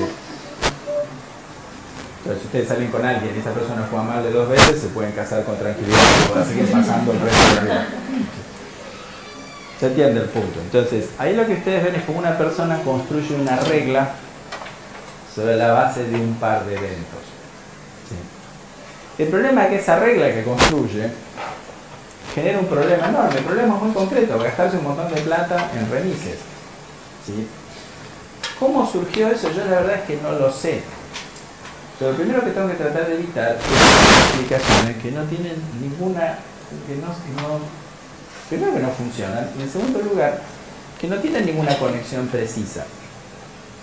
Ahí ustedes tienen un efecto de disonancia cognitiva, porque el chico me lo cuenta convencido de que esa explicación es una explicación. Y fíjense que una única pregunta, que no es esperada, es suficiente para generar cierta disonancia. ¿Se entiende el punto? No sé si les conté a ustedes, yo me hago lío con los lugares donde dije las cosas ya, pero paciente que tenía agorafobia hace 32 años, me parece que algo les comité con las cosas. Se los cuento si he repetido. Digo, para que vean una cosa importante. Tenía un paciente hace unos cuantos años que un hombre típico progresista de los 70 que se tuvo que exiliar en México y además de sufrir la dictadura hizo 200 años de psicoanálisis. La cuestión es que este hombre tenía agorafobia hace como 30 y pico de años. Entonces llegó a mi consultorio diciendo algo así, literalmente, como que si él tenía que votar a Macri, hacerse capitalista para curarse eso, él estaba dispuesto a todo. Fíjense la cuestión ideológica de la psicoterapia. Bueno, un paciente, tenemos la primera entrevista, me cuento un poco lo que pasa, viene la segunda vez, y yo traté de introducir el modelo cognitivo, siempre cuento este ejemplo que me parece muy interesante. Entonces el paciente me dice, hoy me levanté de la siesta y sentí que me moría. Yo digo, pero no se murió. No, pero usted no me entiende, doctor. Yo me sentí muy mal, me hace toda la descripción. Sí, no, está bien, yo lo único que digo es, si usted no hablara, no se moviera, tuviera un color más bien violáceo, yo me sentiría más inclinado a creerle, pero hace 30 años que viene muriéndose y no cumple. Yo lo único que intentaba con eso es empezar a presentar el modelo cognitivo, la diferencia entre lo que ocurre, las sensaciones que estoy seguro que tiene, y la explicación que él le da a eso. ¿Se entiende el punto? Hay muchas maneras de introducir eso. Yo elegí el estilo paciente, un poco por las características de este paciente y porque eso es una buena manera de generar visión. Los pacientes Primero que no esperan que alguien que es profesor entre por ese lado, entonces es más fácil. ¿Sí? Y en segundo lugar porque la comicidad se asocia a la justificación teórica para eso. Ahora, lo interesante es lo que pasó después. La semana siguiente viene a la sesión, yo digo, ¿cómo anda? Y dice, ¿sabe que esta semana, cuando me sentí mal, pensé en lo que usted me dijo? Tiene razón el doctor, yo no me muero. ¿Cuál es el punto ahí? Fíjense que eso formalmente parecería cuestionamiento de contenido, pero es difícil creer que este paciente pensaba que estaba muerto y puede notar que sigue vivo. Difícilmente sea eso lo que ha pasado. ¿Se entiende el punto? Lo que ha pasado parecería más bien que este paciente empieza a contemplar eso como una descripción de la situación que tal vez no cierra. ¿Se entiende el ejemplo?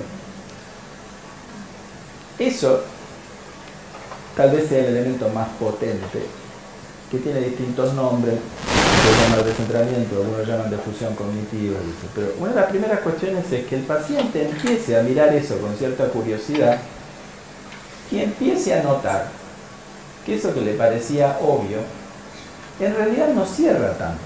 ¿Se entiende el punto? Pero ese es un buen ejemplo, porque típicamente cuando hacemos cuestionamiento de contenido o le damos información al paciente, no puede decir, bueno, pero el paciente cambió de idea porque tiene una información que antes no tenía. Pero este claramente no es el caso. Es un paciente que tiene 5 años, no es que lo tiene hace 2 semanas. La disonancia se produce igual. ¿Se entiende el punto? Entonces, generar disonancia no requiere de esfuerzos enormes. Es más bien tratar de mirar dónde puede estar la grieta en la que uno golpea un poquito y se quiebra el pedazo de mármol. ¿Se entiende el punto?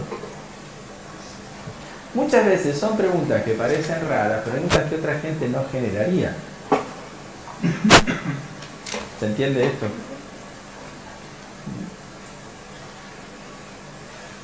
Entonces,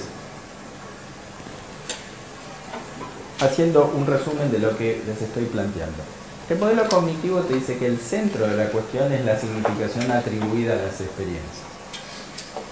Sobre la base de experiencias infantiles que han dado lugar a esquemas cognitivos problemáticos, las personas hacen una lectura sesgada de la realidad y eso les causa sufrimiento y les juega en contra. Ahora, los pacientes o no se percatan de eso, o bien les parece que su conclusión es obvia y que no hay ningún elemento que cuestione eso.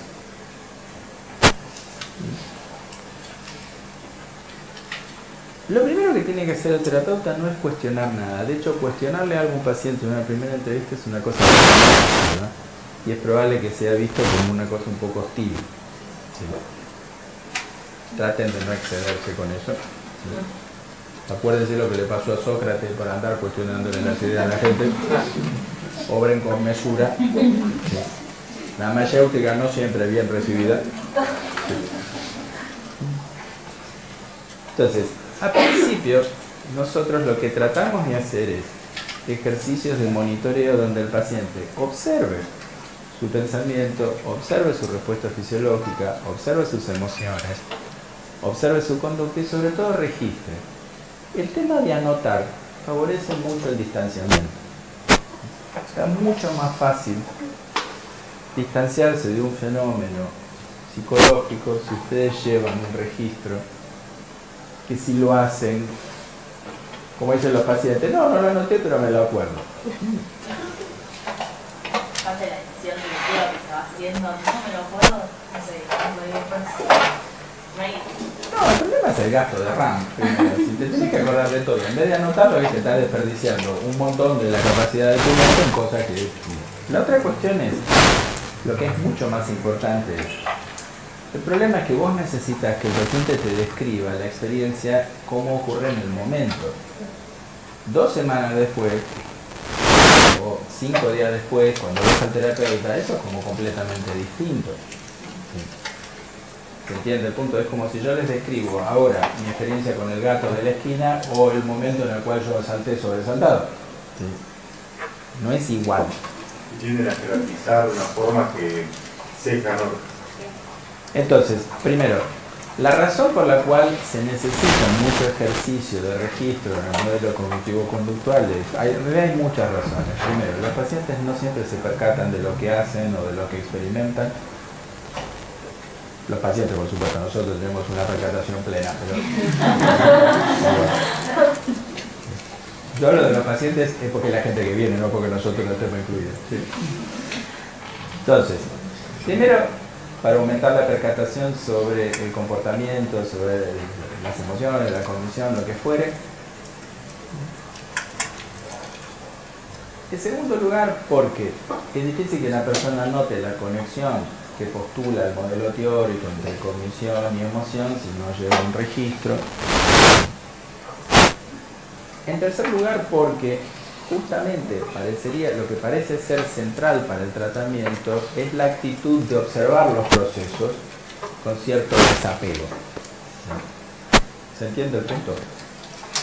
Es la posición de observación de los mecanismos lo que parece ser la precondición para que eso funcione, o por lo menos es el paso más importante.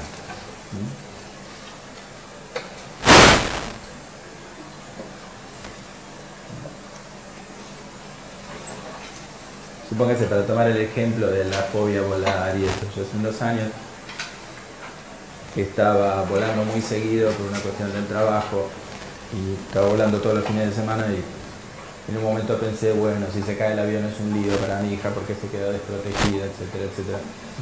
En los 10 segundos pensé, no creo que el avión le importe mucho lo que yo pienso. Eso es un ejemplo clásico de descentramiento, es decir, yo subo al avión y pienso que el avión se puede caer. Ahora, lo pienso por la cuestión de la responsabilidad, de la paternidad, etcétera, etcétera, pero eso no dice nada sobre el avión, ¿se entiende el punto? Sí. En segundo lugar, una de las cosas que a mí me encanta siempre es cuando yo me bajo del avión, nunca pienso que el avión se puede caer. A mí no me importa porque estoy bajando. Lo cual demuestra por qué la mente está hecha para sobrevivir y no para hacer ciencia. Porque cuando bajo el avión se puede seguir cayendo, pero ¿qué me importa si yo no soy la tripulación? Entonces, lo que tenemos que inculcar en los pacientes es esta cuestión, bueno, una cosa es lo que vos pensás y otra cosa es la realidad. Si yo pienso en esto, el avión se puede caer, no es que el avión no se puede caer, claro que se puede caer, pero eso que yo estoy pensando no se deriva de ningún dato que sugiere que hay peligro en el avión, ¿sí? Sino más bien de que mi mente ha vagado hacia la consecuencia dañosa y se quedó en eso porque la naturaleza de la mente es prestar atención a las amenazas. ¿Se entiende el punto? Pero la persona que tiene fobia a volar no hace eso. Hace un año atrás más o menos mi hija se iba con las amigas a la Patagonia y una de las chicas tiene fobia a volar. ¿Sí? Entonces estaba muerta de miedo. ¿Sí? ¿Qué le dice la madre psicóloga, por supuesto? Ya tener una madre es difícil para una mujer, pero que encima ser psicóloga es mucho. Se iban al primer piso de Aeroparque, vieron a la salida y subiendo por la escalera la madre le grita, nada de pensamientos negativos, todo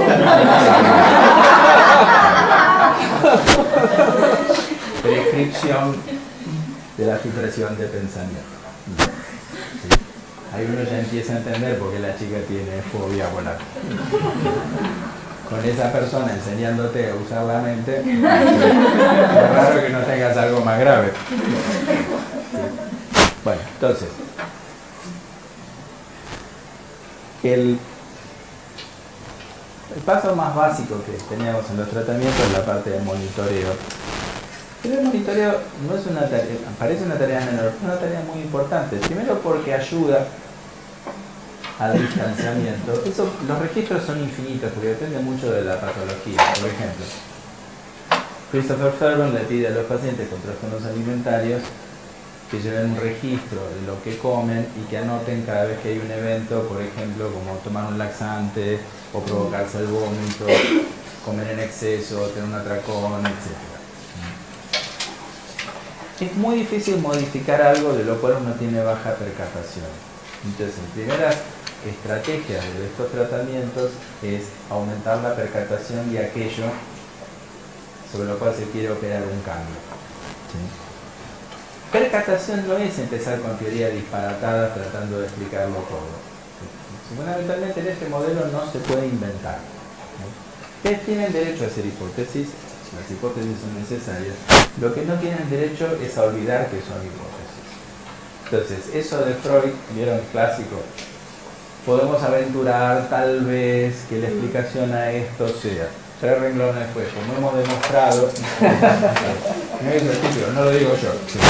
Lo dice un experto sobre Freud, que escribió un decálogo para leer a Freud, que es divertidísimo, y esa es una de las reglas básicas. Miren que Freud tiene que decir que está demostrado 2 renglones después. Entonces, los pacientes hacen cosas parecidas.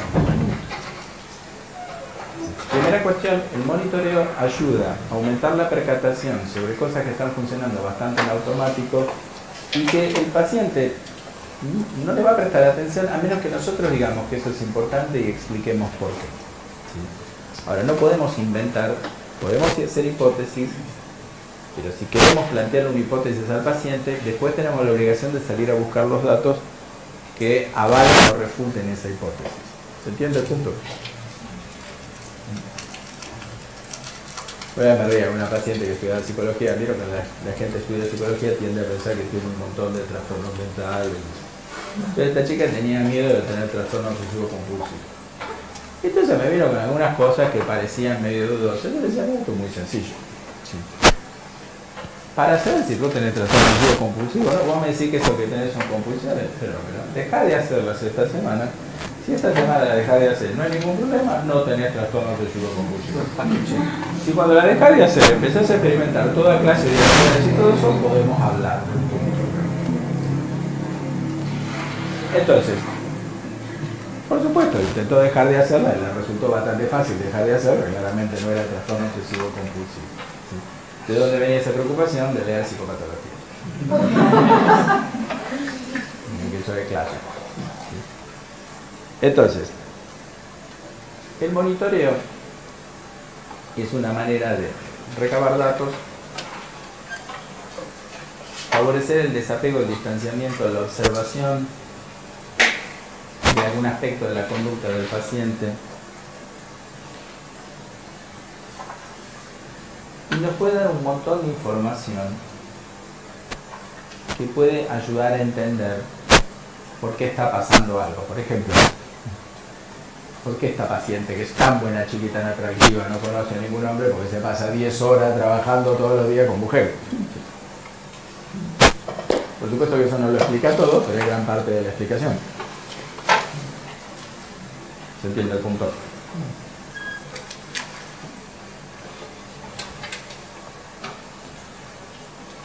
Entonces, el primer paso en todo tratamiento va a ser el monitoreo. En el modelo cognitivo, una vez que el paciente haya establecido la conexión entre pensamientos, emociones y conductas, se puede proceder a trabajar con el pensamiento. Y ahí la táctica beckiana clásica es el cuestionamiento del pensamiento. No todas las intervenciones cognitivas apelan al cuestionamiento, eso es como típicamente beckiano. Sobre todo la parte de considerar el pensamiento a la luz de las evidencias, eso es como muy típico de Beck. En el caso de Ellis, por ejemplo, él no usaba eso. Por supuesto que también nosotros podemos hacer algo diferente, que aparece después, no nos da el tiempo para eso, que es trabajar sobre un proceso y no sobre los contenidos. En los años 60, cuando Beck y Ellis empiezan a trabajar sobre la depresión. Y la primera idea es que el contenido cognitivo, el perfil cognitivo de cada trastorno va a resultar específico. Pero después empiezan a encontrar situaciones donde eso no se cumple. Por ejemplo, las personas que se preocupan excesivamente, las personas que tienen ansiedad generalizada, se preocupan sobre un montón de cosas, pero cuando ustedes ven los contenidos de la preocupación de esa gente no son distintos a los contenidos de la preocupación de la gente que no tiene TAC. Entonces, la idea de que vos podías armar una psicopatología basada sobre los contenidos cognitivos, en realidad hizo agua fundamentalmente cuando se empezó a trabajar con esto y con el trastorno obsesivo compulsivo. A la vez, Si ustedes trabajan con los contenidos de las preocupaciones o con los contenidos de las asociaciones, en el TAC no pasa mucho y en el TOC el paciente empeora. Entonces, ese primer modelo basado en la depresión tenía un fuerte componente de cuestionamiento cognitivo, pero cuando el modelo se empezó a desarrollar, funcionó muy bien. ¿Se entiende el punto? Entonces, una de las reglas es, ojo con no leer historia de la terapia cognitivo-conductual, porque es cierto que las intervenciones de los 60 estaban mucho más centradas sobre contenido. Sí. Ahora, ¿cómo se hace el cuestionamiento de contenidos a la BEC? Bueno, lo primero que ustedes van a tener que hacer es buscar evidencia. Hay un ejemplo de lo que yo les trato de decir hoy. Si ustedes entienden bien la teoría, la técnica les va a salir solo. ¿Sí? Hay muchas maneras técnicas de hacer eso. Una es el diálogo socrático. En el diálogo socrático, ustedes conducen al paciente en el razonamiento haciendo una serie de preguntas. El truco del diálogo socrático es saber dónde está la incongruencia y llevar al paciente a la incongruencia con habilidad. Si ustedes le preguntan la fecha de nacimiento, el documento, el nombre, eso no es diálogo socrático, a pesar de que sea una secuencia de preguntas. ¿Sí? ¿Se entiende el punto? Entonces, el diálogo socrático es una estrategia dialéctica que apunta a que el paciente note incongruencias o que su razonamiento tiene un problema por una reducción a la acción. ¿Se entiende el punto? El diálogo socrático suele ser una buena manera de empezar a presentar el modelo cognitivo, que es un poco el planteo que yo le hago a este paciente. Bueno, pero a ver, usted me dice que se murió, pero está acá, está hablando. ¿Sí? ¿Cómo conciliamos eso con lo que está pasando?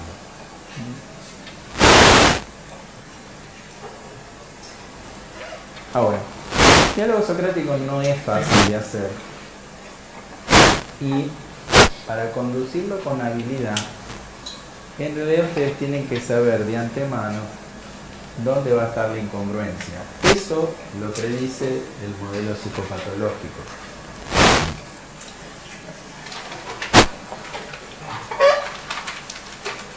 Por ejemplo, yo di un ejemplo antes. Las personas con ansiedad social, si son varones en Argentina, es típico que piensen soy un boludo. ¿Sí? Entonces, si ustedes le empiezan a preguntar, eso normalmente no es el resultado de múltiples experiencias donde la gente los ha descrito de ese modo, sino más bien que el paciente saca esa conclusión. ¿Se entiende el punto? Entonces, como uno sabe que en general a los pacientes con ansiedad social no les han dicho que son boludos, uno sabe que si uno empieza a preguntar por ese lado, uno se va a encontrar con estas respuestas. Por ejemplo, cuando uno les empieza a preguntar, te dicen, y yo me di cuenta que pensaba que yo era un boludo. Entonces la pregunta es, ¿pero cómo te diste cuenta? Lo típico que te contestas es por la forma en la que me miró. Sí.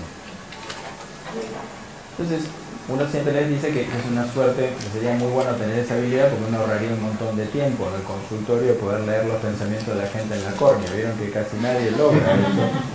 ¿Sí? Ahora, el paciente está fuertemente convencido de que su lectura de la córnea es precisa, o de la pupila, según sea el caso. ¿Sí? En realidad nosotros tratamos de ayudarlos a que vean que no es que la gente que le dice que son idiotas, sino que ellos tienden a sacar esa conclusión y en realidad lo que ven en los ojos de la gente son sus propios pensamientos. ¿Se entiende el punto? Entonces,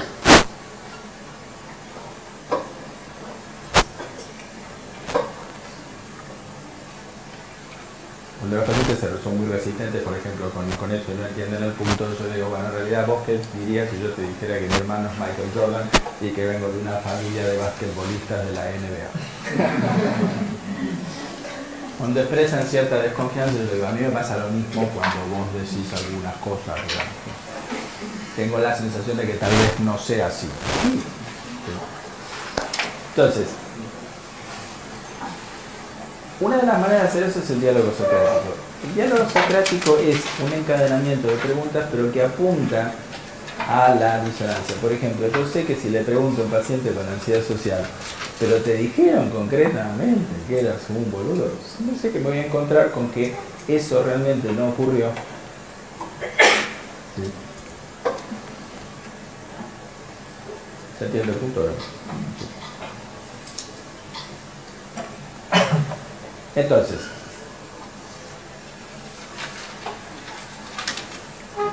si le preguntamos a un paciente depresivo por qué dice que el futuro va a ser negativo, es altamente probable que no tenga ningún dato fuerte que sugiera eso, sino que simplemente su temor a que el futuro sea negativo.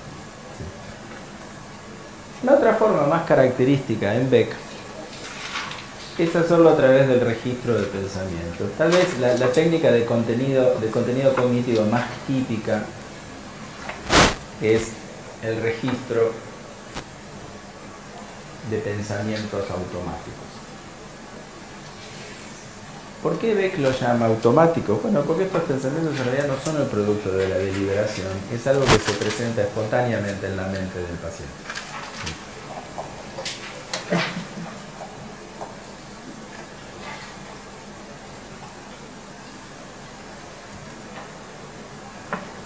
La vez que viene les muestro la imagen, pero como hoy tenemos poquito tiempo. Lo primero que se le pide al paciente es que registre el contexto en el cual aparece ese pensamiento.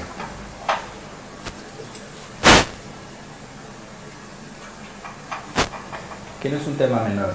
A pesar de que dice situación en general el registro, no dice contexto. La pregunta es sobre el contexto.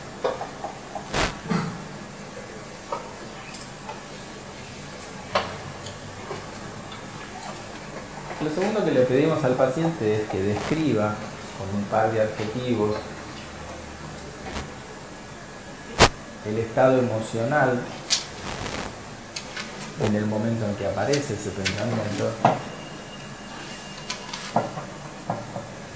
y que trate de estimar la intensidad de eso, donde 0 sería la ausencia de ese estado emocional y 100% del estado intenso a su mayor intensidad posible.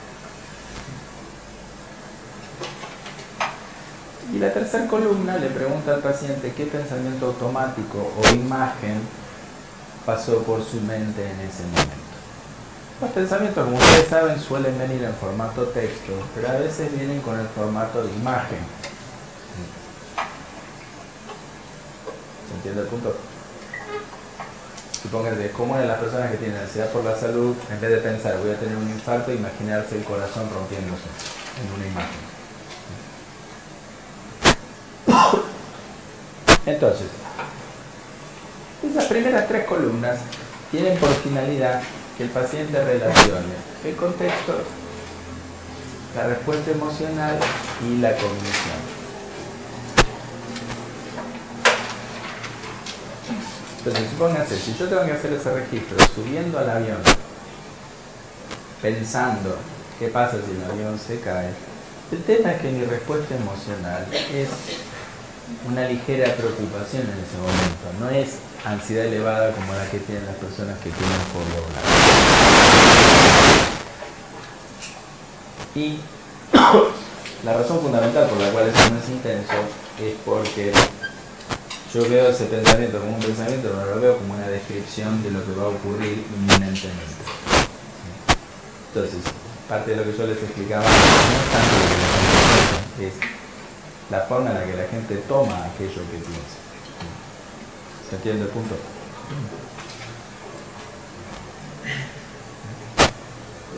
Entonces,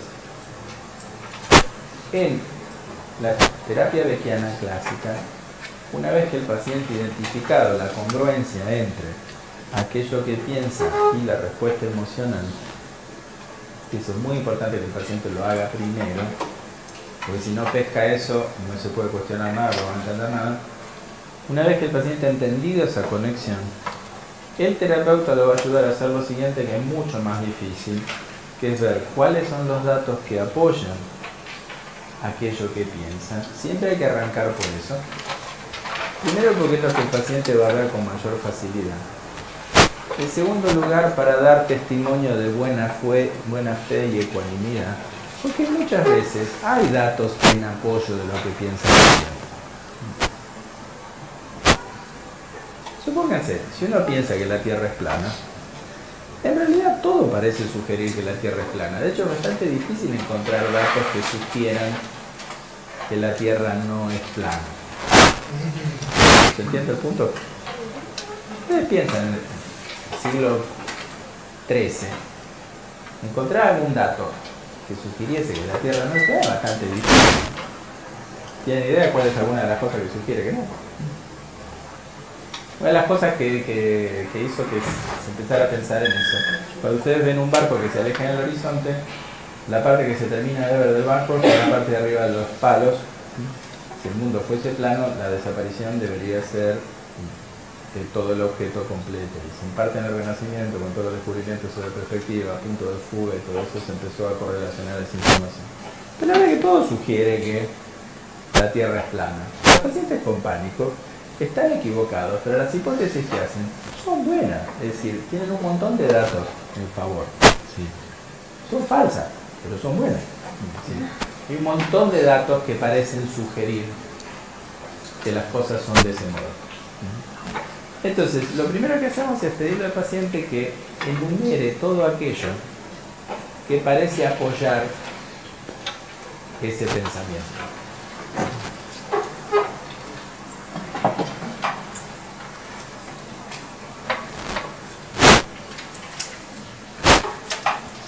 Y uno ayuda contribuyendo con datos que pueden haberse escapado del paciente.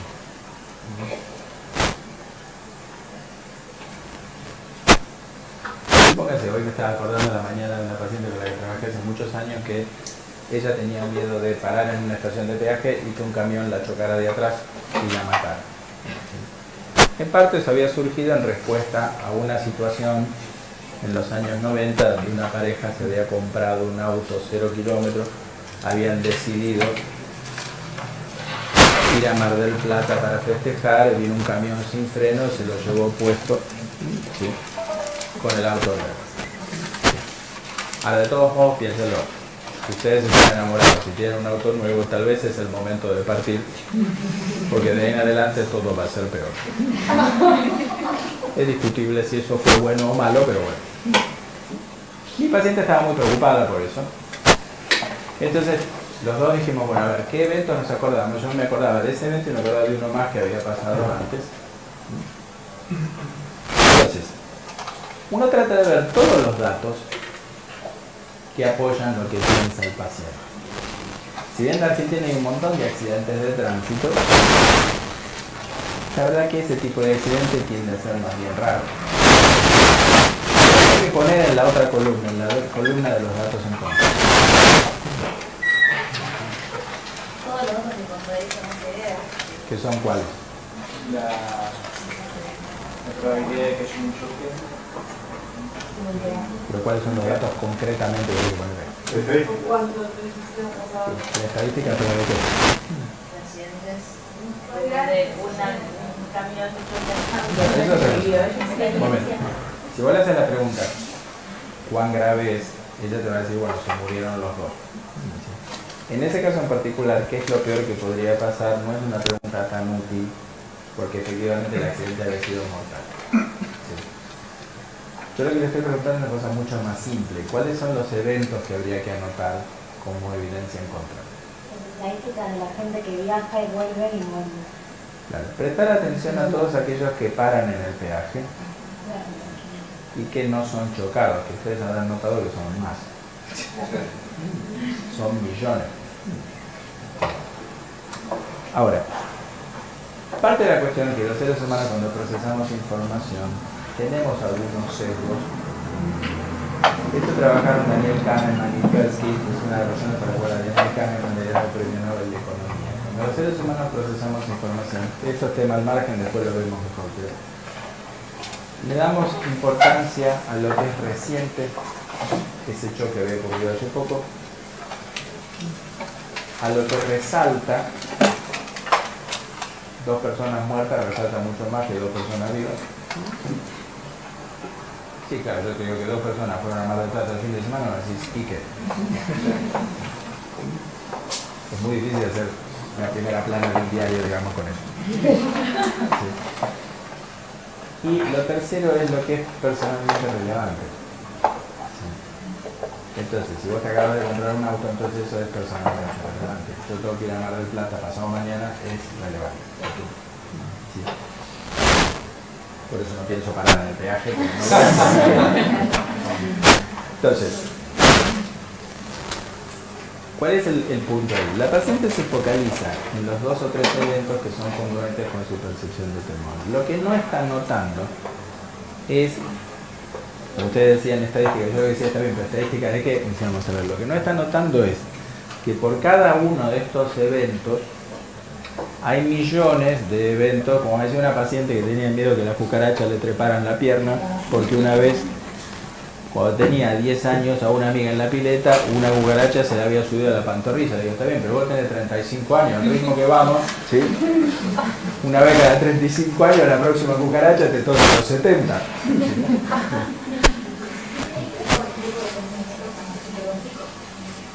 Sí. O sea, a lo que voy es, sí, eso es pensamiento catastrófico, pero o sea, de todos los desenlaces posibles de un evento te va a pasar el peor. A lo que voy es, lo que ves típicamente cuando vos analizás evidencia es que la gente se focaliza muchísimo en los datos, muchas veces muy escasos, que apoyan su perspectiva y tiene serias dificultades para ver aquellos datos que juegan en contra.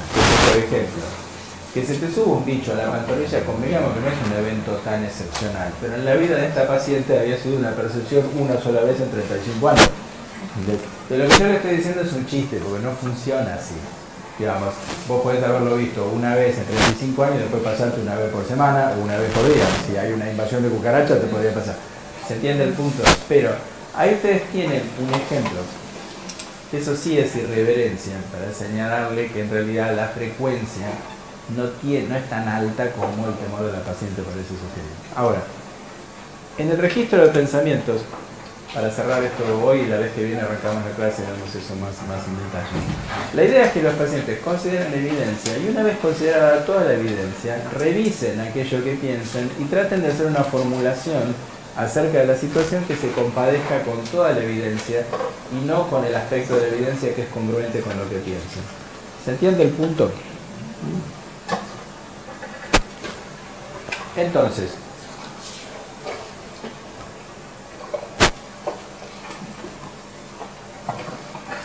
creo que nosotros nos cansamos de escuchar explicaciones psicoanalíticas acerca de que los niños temen a los insectos por conflictos sexuales inconscientes.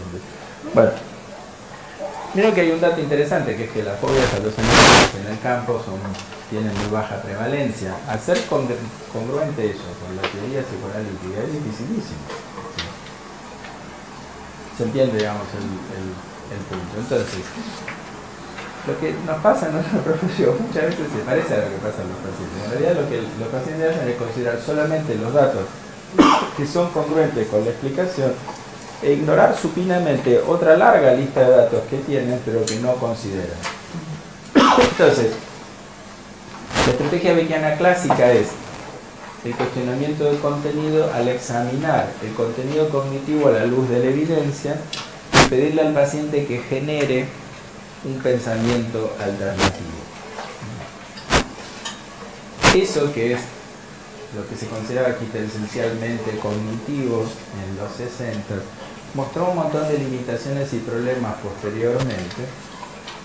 Ahora, es cierto que el cuestionamiento cognitivo, cuando ustedes van a atacar algo que el paciente piensa y que es errado, puede funcionar con mucha facilidad. Lo que pasa es que eso no es tan frecuente en la clínica.